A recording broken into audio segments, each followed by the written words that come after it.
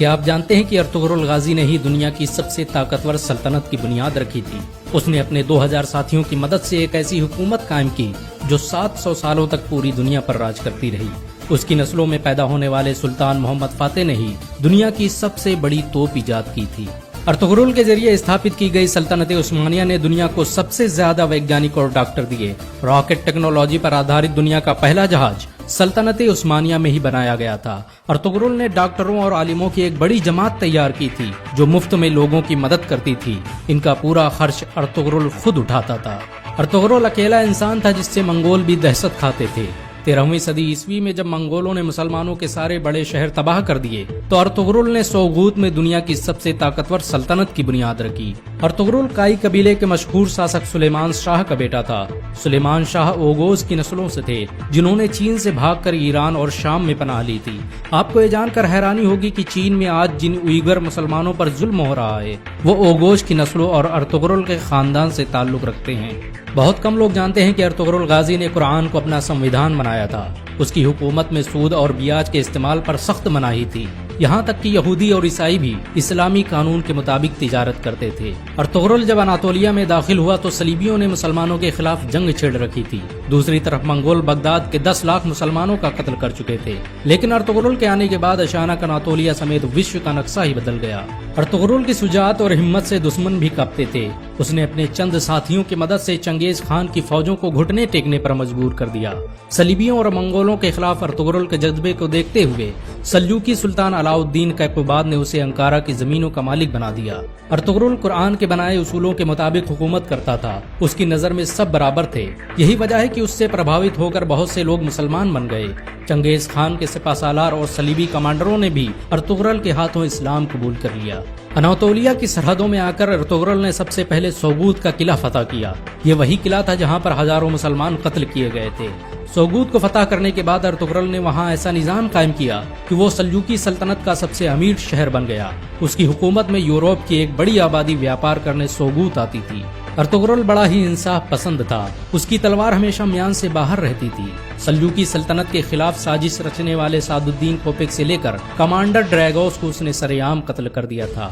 Ertugrul نے جس سلطنت کی بنیاد رکھی اس نے ماتر 100 سال کے اندر ہی آدھی دنیا کو فتح کر لیا۔ اس سلطنت کی سرحدیں ایشیا سے لے کر یورپ اور افریقہ تک پھیلی ہوئی تھی، یہاں تک کہ پورا بھومدھیہ ساگر خلافت عثمانیہ کے قبضے میں تھا۔ 17ویں صدی عیسوی تک دنیا کی آدھی دولت سلطنت عثمانیہ کے قبضے میں تھی۔ جاپان، روس اور فرانس جیسے دیش ترکی کی خلافت عثمانیہ سے قرضے لیتے تھے۔ یہ سلطنت اتنی بڑی تھی کہ جب اس کا انت ہوا تو 42 نئے دیشوں کا نرماण ہوا۔ آپ کو یہ جان کر شاید حیرانی ہو کہ ارطغرل کا خاندان دنیا میں سب سے لمبے سمے تک حکومت کرنے والا خاندان ہے۔ اس کے خاندان کے 36 لوگوں نے 700 سالوں تک حکومت کی۔ ارطغرل کے بعد خلافت عثمانیہ نے 500 سے ادھک جنگیں لڑی جن میں زیادہ تر فتح حاصل ہوئی۔ ارطغرل چٹانوں کی طرح سخت تھا۔ وہ جب اناطولیہ آ رہا تھا تبھی راستے میں اس کے پتا سلیمان شاہ کی ڈوبنے سے موت ہو گئی اور اس کے بھائیوں نے اناطولیہ جانے سے انکار کر دیا، لیکن ارطغرل اکیلے ہی اناطولیہ آیا اور صلیبیوں پر قہر بن کر ٹوٹ پڑا۔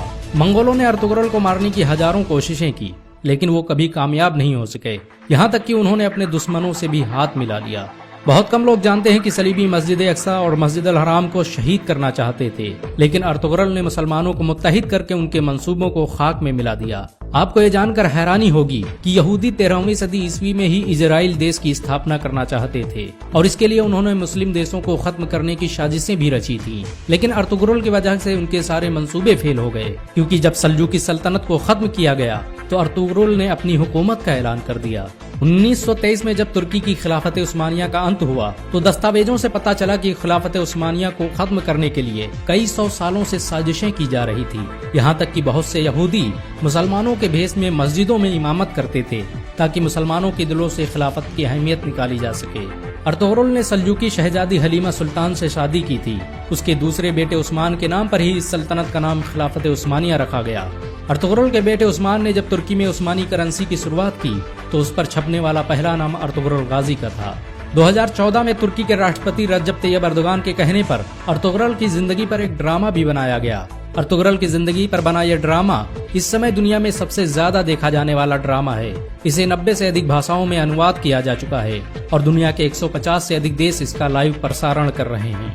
امریکہ نے جہاں اس ڈرامے کو خاموش بم کہا ہے تو وہیں اسرائیل اسے دنیا کے لیے خطرہ بتا رہا ہے، کیونکہ انہیں ڈر ہے کہ مسلمان کہیں پھر سے خلافت کی بات نہ کرنے لگ جائیں۔ سچ تو یہ ہے کہ مسلمانوں کے دلوں میں ارطغرل کا نام آج بھی زندہ ہے، مسلمان انہیں آج بھی عزت کی نظروں سے دیکھتے ہیں۔ اگر ایک مسلمان ہونے کے ناطے آپ کو گرو محسوس ہوا ہو تو اس ویڈیو کو لائک اور شیئر ضرور کریں۔ ایسی اور ویڈیو کو دیکھنے کے لیے ہمارے چینل کو سبسکرائب کریں، گھنٹا ضرور